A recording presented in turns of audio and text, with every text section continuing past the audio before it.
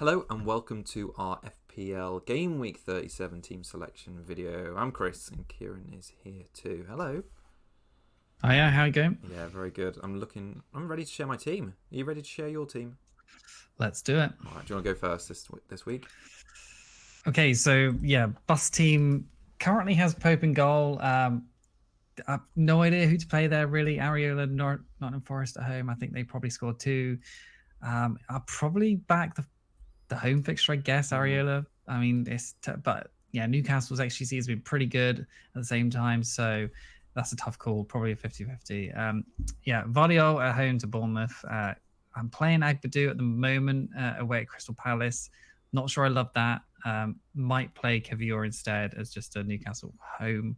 But then at the same time, I've got the conflict of interest with Isak at Arsenal away. True. So yeah. Then I've got Konsa as well at Tottenham home. Seems like a good chance for clean sheet there. Still got De Bruyne at Bournemouth at home. And Bremo currently is captain in the team. That may change, but Fulham at home is obviously a good fixture.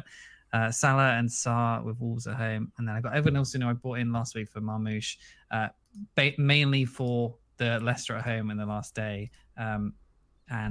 His form has been good, and hopefully he just gets something. That would be nice because I've not owned him all season, and it'd be nice for him just to do something because I've backed a differential compared to the Woods and all that sort of stuff. So, Isak I think is probably staying. Not going to do a transfer to Watkins this week. Vissa at Fulham at home, obviously a good fixture too.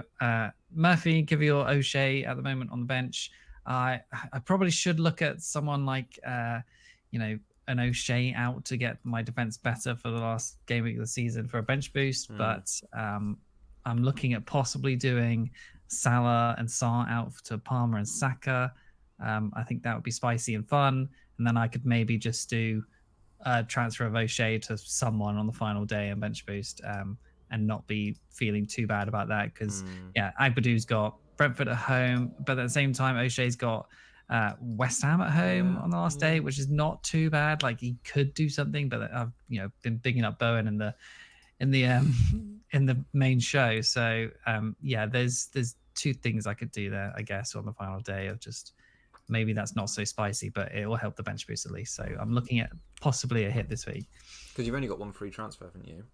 Yeah, I took a hit last week as well with the Marmouche benching. So I need to bring it back a little bit, but those transfers seem fun to me.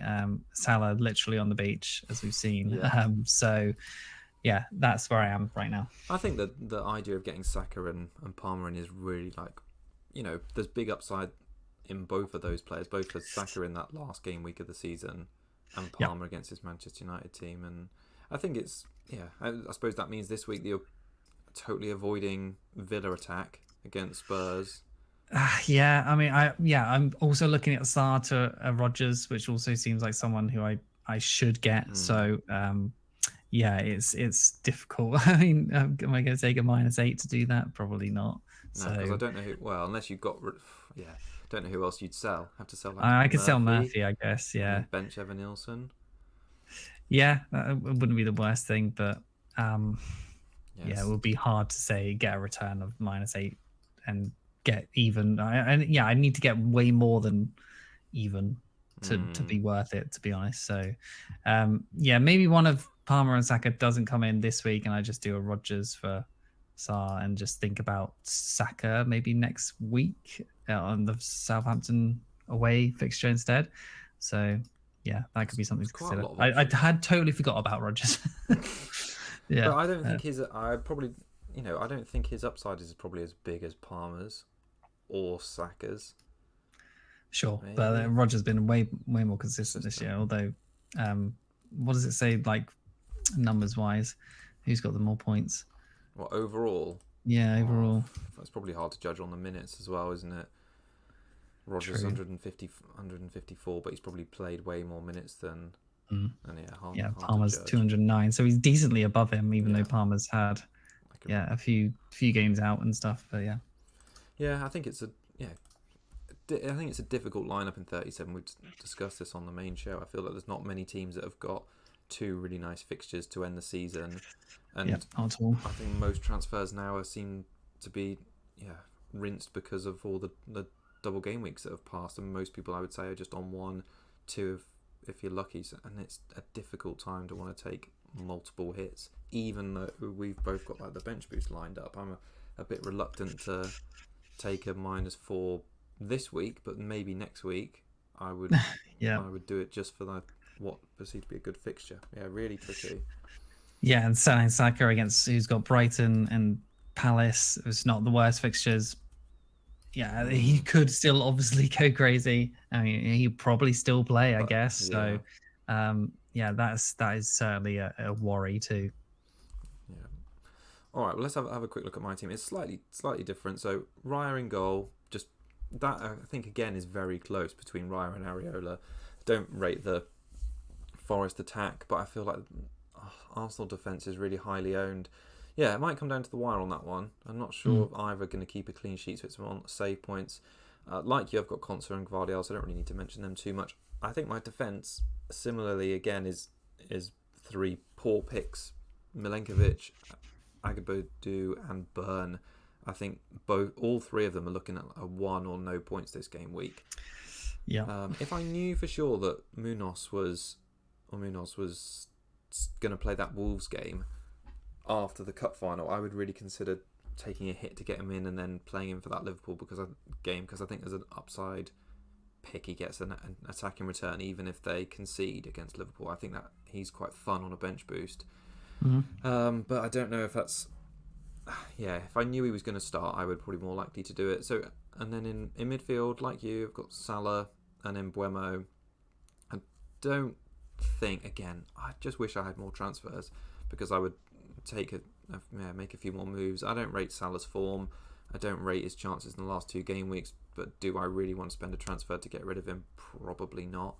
Saka, I'm happy to keep him play finally. I think this will be the first game week since maybe the double game week 33 they've actually started him.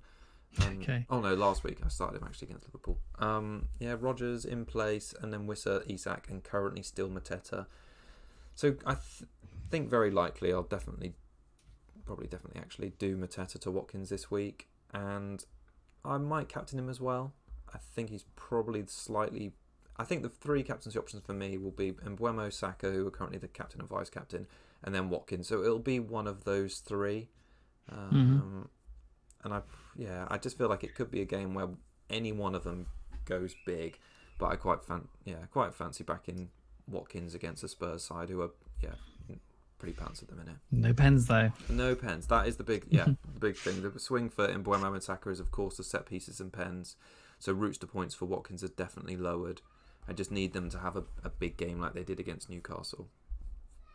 Don't know how likely that is. So I think that's where we're sitting in 78k with the bench boost in hand. I think 50k is like 20 points ahead now, so I think that seems really unlikely.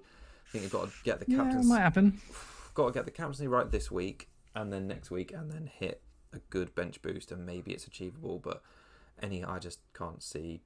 That seems like quite a lot of ifs, buts, and maybes. Yeah, true. All right, cool. All right, we'll wrap it up there. Thanks everyone for joining us, and we're back next week with our final team selections of the season. Yep. No, bye. That's one. Thanks all.